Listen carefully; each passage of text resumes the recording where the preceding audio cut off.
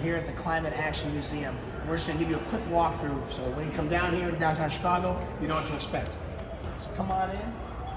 The first thing we talk about is a background on the climate crisis. This really shows how the temperature has changed throughout humanity. And you'll notice that due to the climate crisis, there are a number of trajectories that we might find ourselves on, depending on how much greenhouse gases we emit and how that affects temperature.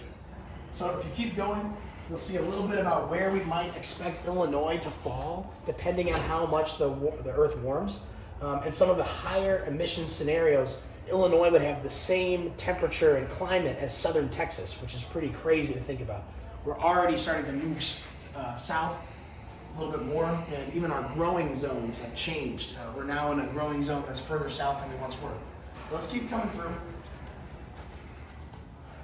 To start off, they talk a decent bit more about greenhouse gas emissions and kind of the mindset that we need to have for climate change. You can see a little bit about our carbon dioxide emissions here. I know a lot of you know about how our greenhouse gas emissions have increased.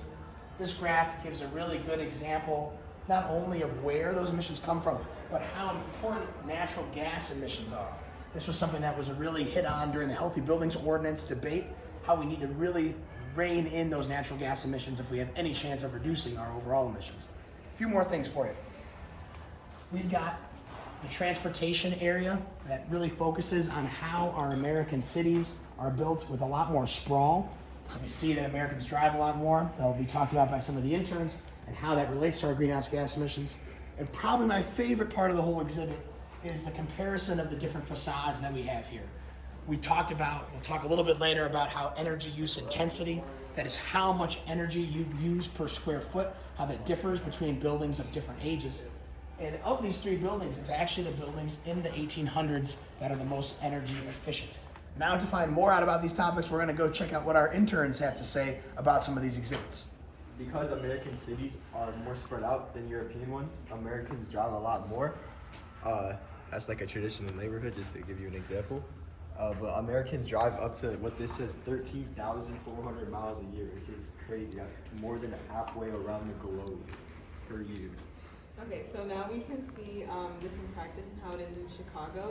So this map shows like if you live like in Chicago and like nearby suburbs, you produce less amount of greenhouse gas emissions because you don't have to rely on a car. You can walk, bike, and use public transportation because everything's nearby. But it shows how like the further you live out, you have to rely on a car and you end up producing more greenhouse gas emissions because stuff is more spread out and the communities aren't as well.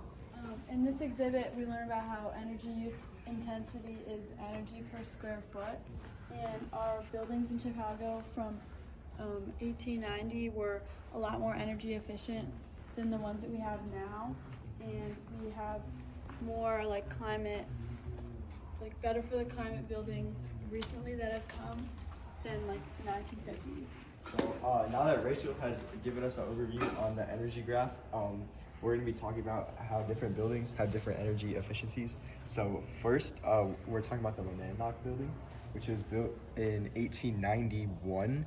And even though it was built so long ago, it is actually one of the most energy efficient buildings because it has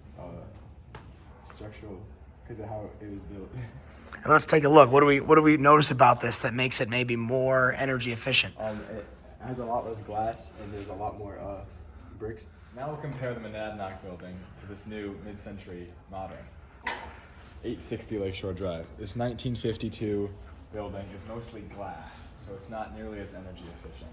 And if we look at the facade here, it's all windows, which is really bad for the environment. Can you explain what R1 means? Why is too much glass bad for energy efficiency? Too much glass is bad for efficiency because it lets out too much heat and doesn't keep it in, so you have to heat your building more. So that's a little bit background on the Climate Action Museum. You can come here right on Riverside Plaza and check it out.